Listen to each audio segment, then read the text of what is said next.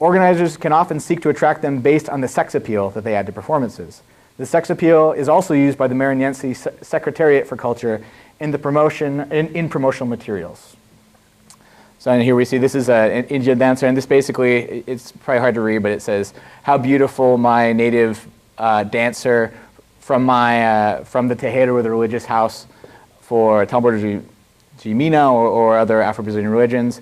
My bull is enchanted by you, dance, girl."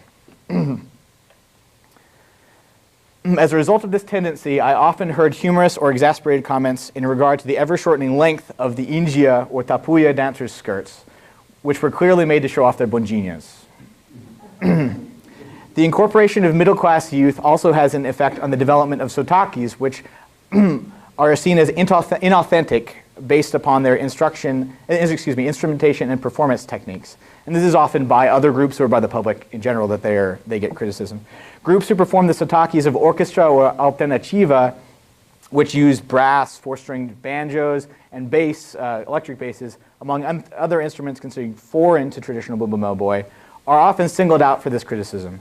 Even groups that perform the more traditional sotakis of matraca or zabumba, and matraca was the two we saw so far, or zabumba draw criticism when they use drums with synthetic heads instead of ones made of goat or cowhide, despite the clear advantages of high volume and lack of weather sensitivity for the formers. And I want to quick play a little bit of a recording. So this is Boy Pirilampu. I bought a Boy Pirilampu CD at one of the local record shops, and every time I showed it to someone, they almost got mad at me that I bought it, because they were like, "Oh, what are you listening to that crap for?" So. And it was because they call themselves Boy Alternativa, and you can see there's, big, colorful, a lot of, none of these are real feathers, none of this is all painting. But at the same time, and I have a recording here, let's just listen to the first part of it. This song is called India Bonita, so I actually think it's India Linda, so it's praising the beauty of the dancers. If I can get it to work.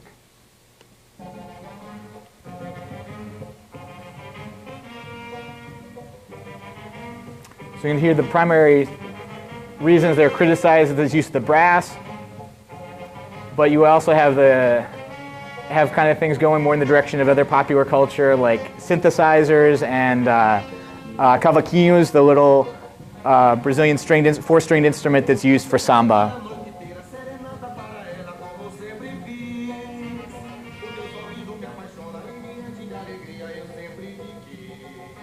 Okay, that's probably enough to give you a taste. A point at which these issues became very clear for me was a meeting I attended between the leadership of 3 Bumbo Male boy groups and a few representatives from the Maranhense Secretariat of Culture in the rural municipio or municipality of Maracanã, about half an hour by car outside of downtown São Luís. We met in the Sede of Boi do Maracanã, one of the oldest and most renowned groups performing the sotaque of matraca. During the meeting, the organizational heads of 3 groups, Nadir Cruz of Boi da Floresta, Cláudia Regina Avelar of Boi da Liberdade, and Maria Silva of Boi da Maracanã, discussed what they needed to be more successful in staging the boi each year and what they saw as troubling issues. As the members of leadership of each of these groups consider their forms to be traditional, their matraca, baixada is another one. There's 5 sotaques altogether. Some are considered to be more traditional or less based on elements like this. There was some because they consider those to be traditional, there was some grumbling about the use of synthetic heads and electrified instruments in other groups, as well as the ever-shortening skirts of female dancers. When the discussion turned to funding, each of the community members emphasized the need for more money for utilitarian expenses, especially the sheer cost of transporting hundreds of people, costumes, and instruments from the communities to the different performance spaces in São Luís. When one of the government representatives put forward a number of funding possibilities, including direct corporate sponsorship, Nadir responded sarcastically, "Of course, we can each have our own sponsor, and we will rename our groups according to that sponsor. We can be Bumbo Mel Boi de Oi," which Oi is one of the biggest telecommunication companies in Brazil. It is not simply corporate and state sponsors with which these groups express frustration. Cláudia Regina Alvalar later told me that she was glad for researchers who were investigating Bumbo Mel Boi, and this is probably in some way also as a compliment or to make me feel welcome, But she said the reason she likes these researches is that they draw attention to the fact that international NGOs often come and make promises, yet the promised help never arrives. These statements clearly demonstrate the continual negotiation of artistic and intellectual freedom, authenticity, and complicity that these groups participate in through their interaction with the state and their corporate and NGO sponsors. Urban Tamborja Criolla groups are subject to some of the same types of negotiation. Mestre Amaral, whose terreiro or religious house, and it's kind of a loose term in this case, he has an altar to São Benedito. There are some elements of Tamborja Mina, but is not a strictly religious house. He draws a broad clientele to his weekly all-night Tamborja Criolla rodas, partially as a condition of the government funding he's received for his activities, including the procurement of his terreiro, which used to be an abandoned 4-star restaurant. Amaral gives regular workshops and public performances as well. As such, he has taught people from a wide variety of regional backgrounds, regional and national backgrounds, and socioeconomic classes. And he's also taught workshops in Rio, he said, in Curitiba, lots of places all over Brazil. As a result, though, his Friday all-night rodas feature constantly changing and diverse roster of dancers and drummers. And this, let's see, there we go. So this is a roda Mestre Amaral's, and you can see we have people just, I guess it stops when I press that. We have people just milling around drinking beer. We have, not dressed in the skirts, not planning to dance, as well as people over here of all different. I talked to people who are university students who went up and danced. There's an Italian artist who regularly performs with Mr. Amaral's group, and these dancers also live in the city and have professions like. One of my friends who dances regularly is a manager at OI. Some of them are university students. But then you have Mestre Amaral right here, who is from one of the municipios outside, who only in the past 10 years has moved into the city. As well as some of the drummers and people who teach with him are also from outside and have moved recently to the city.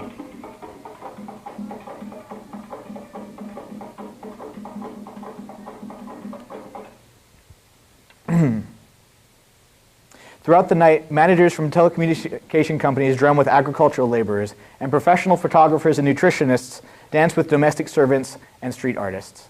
While this could be read as an idyllic blurring of class lines through an ecstatic bodily experience, moral tensions once again arise.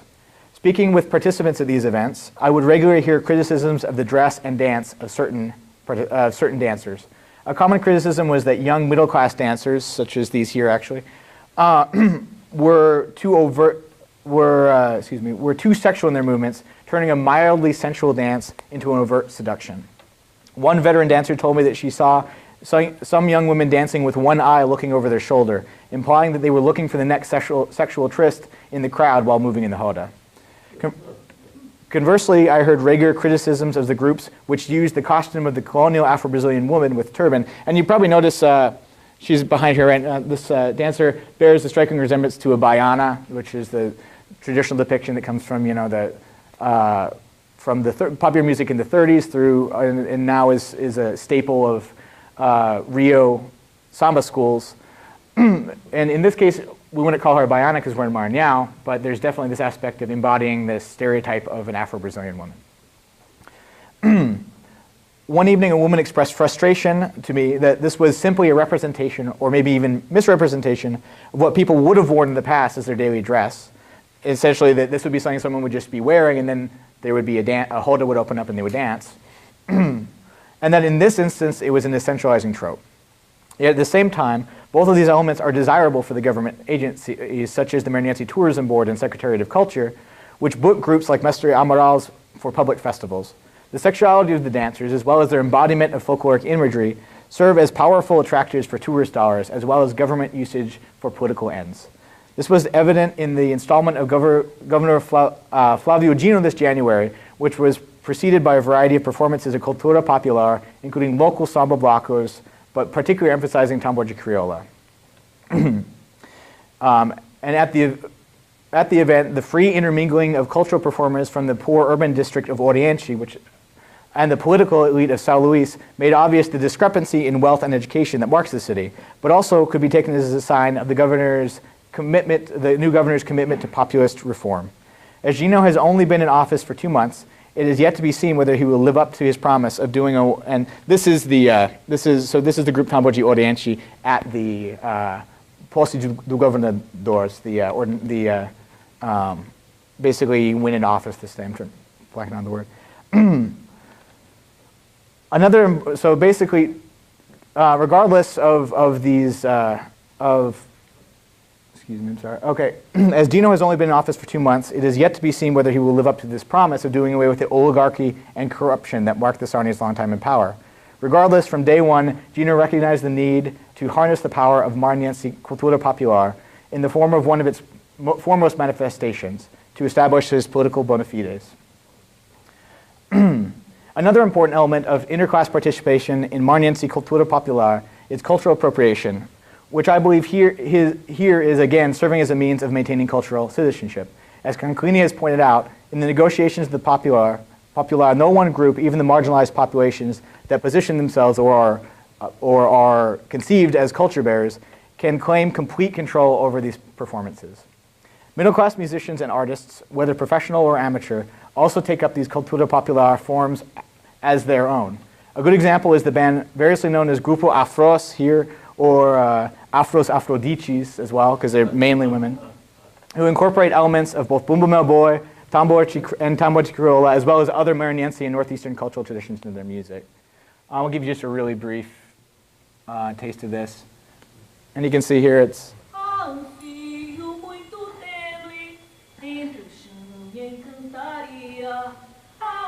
And encantaria means enchantment, but it also has a connotation with the various types of syncretic Afro-Brazilian religious forms. It's kind of a blanket term used for a lot of them.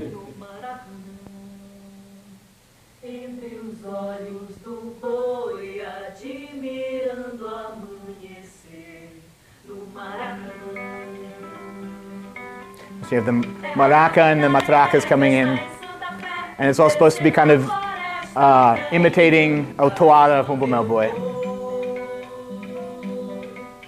Okay. In this song, Entre Chão e Encantaria, they celebrate the enchanted quality of Maranhão, which is manifested in its music and dance traditions. It is through this culture which they, like many other Maranhenses of various class and ethnic backgrounds, practice not only for pleasure, but also to create and maintain a specifically Maranhense cultural identity. At the same time, these musicians' participation in and use of Cultura Popular is one of many choices available to them based on their relative privilege. Maranhão also has a thriving rock, heavy metal, and hip-hop, as well as a lot of other genres, have hip-hop scene that accommodates musicians who would rather align themselves with external cultural trends. The members of Grupo Afros can step into the realm of Cultura Popular and participate, or forego it at their leisure. Therefore, their use of these traditions is inherently political. Most of these musicians, however, explore overt solidarity with social causes such as feminism, which is why the Afros Afrodicis, and interestingly on their website they have a retelling of the I believe it was a 1914 Triangle Shirtwaist Fire that happened in New York, in which specifically a bunch of Jewish seamstresses died, as an example of the long continuation of violence against women. So they basically they have this solidarity with the social causes, as well as, we can see through their name, Pan-Africanism across the global South. As such, their use of Cultura Popular represents a negotiation between their own artistic choices, political activism, and their own cultural citizenship as Maranhenses. What we can see from these interactions is the way that interclass negotiations within Bumbo Meu Boi and Tambor de Crioula encouraged, what we can see through these interactions is the way that interclass participation within Bumbo Meu Boi and Tambor de Crioula, encouraged and made possible through the development through state, private, and NGO intervention, create continued negotiations between these actors over what these genres should look like, sound like, and mean. In this sense, the popular in Maranhense becomes a shifting field. As Conclini puts it, popular designates the position of certain actors in the drama of struggle and transaction. He continues to posit that popular culture, then, comes to represent less an epic of class struggle and more a melodrama between a variety of different actors, typified in the Latin American affinity for telenovelas. Such a melodrama is evident in the performance of Bumbo Meu Boi, with its competing characters with different motives and class and racial affiliations, and Tambor de Criollo, with its holda encompassing the constant negotiation of racial, religious, and sexual norms. Continuing this research in the coming years, I hope to come to a better understanding of the stakes of these melodramatic negotiations for their participants, and perhaps point to some ways in which cultural policy could be made to benefit those who maintain these traditions. Thank you.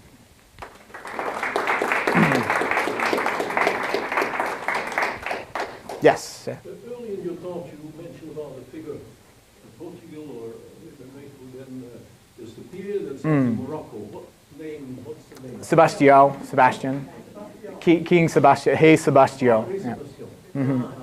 Which, of course, you know, was this. The whole mythology and that sort of fantasy spirit. Yeah. I mean, of course, it was a Portuguese myth that he was going to return and bring back the. I was wondering if it was the Santiago Matamoros, but that's a different figure. Yes, yeah. Okay. But then, Yeah, there's plenty. But in this case, yeah, interestingly, you know, he's not going to return as Hey Sebastião. He's already returns regularly as this bull.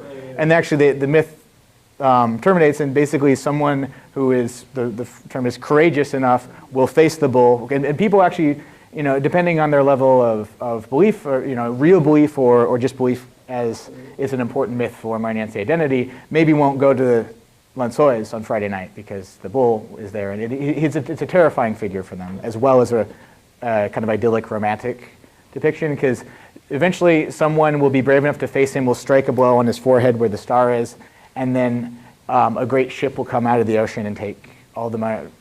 Basically, we'll usher in a new city of gold. And once again, in some ways, like bringing back kind of an El Dorado myth as well, because there's a couple myths of the city either sinking or being rebuilt as a city of gold. There's no lack of fantasy, Yeah. right? Well. Yes. Yeah, very inspiring. Oh, thank you. In fact, you made me want to go to Maranhão. Well, you should. I had any desire to go to Maranhão, but now It's a beautiful place. Clarification, Uh-huh. then a question. Sure. The point of clarification, you said that Maranhão is either one of the most or the most Afro-centric community.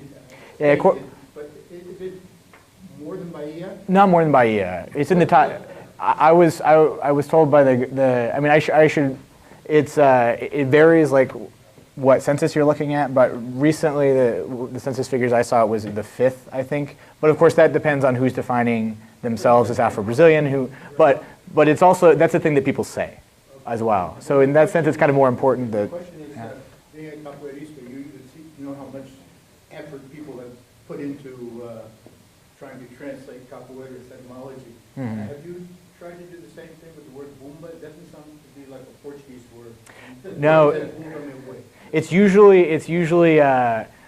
conceived like as African, because the tradition is primarily, you know, there's been arguments over this in the past that's kind of faded, and it basically what the translations that I have heard are either dance with or hit, and I think they could even have a similar meaning as in kind of dance next to or push into cause a dance. Yes. Brendan, for whatever it's worth, Mm-hmm. there are bomba dances in the Caribbean. Okay. That are, in fact, in the word bomba, Mm-hmm. in many instances refers to the actual drum. There's a bomba drum that, and so the bomba would seem to be right Mm-hmm. off of the same tree. Yeah, that's quite possible.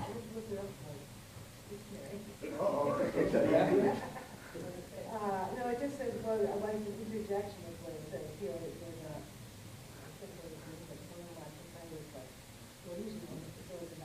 a, the bomba. Mm-hmm.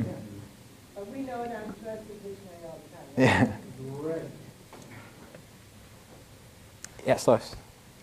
Thanks for a good lecture. Could you say something about the repertoire for both these groups? Mm-hmm. Restricted only to that particular group? Are seen as inauthentic based upon their instrumentation and performance techniques. And this is often by other groups or by the public in general that they get criticism. Groups who perform the sotakis of orchestra or alternativa, which use brass, four-stringed banjos, and bass, electric basses, among other instruments considered foreign to traditional bumbo-malboy, are often singled out for this criticism. Even groups, and every time I showed it to someone, they almost got mad at me that I bought it, because they were like, oh, what are you listening to that crap for? So, and it was because they call themselves boy alternativa, and you can see there's, big, colorful, a lot of, none of these are real feathers, none of this is all painting. But at the same time, and I have a recording here, let's just listen to the first part of it. This song is called India Bonita, or other Afro-Brazilian religions. My bow is enchanted by you, dance, girl. As a result of this tendency, I often heard humorous or exasperated comments in regard to the ever-shortening length of the India or tapuya dancers' skirts, which were clearly made to show off their bundinhas. The incorporation of middle-class youth also has an effect on the development of sotakis, which perform the more traditional sotakis of matraca or zabumba, and matraca was the two we saw so far. Or zabumba draw criticism when they use drums with synthetic heads instead of ones made of goat or cowhide, despite the clear advantages of high volume and lack of weather sensitivity for the formers. And I want to play a little bit of a recording. So this is Boy Pirilampu. I bought a Boy Pirilampu CD at one of the local record shops. Organizers can often seek to attract them based on the sex appeal that they add to performances.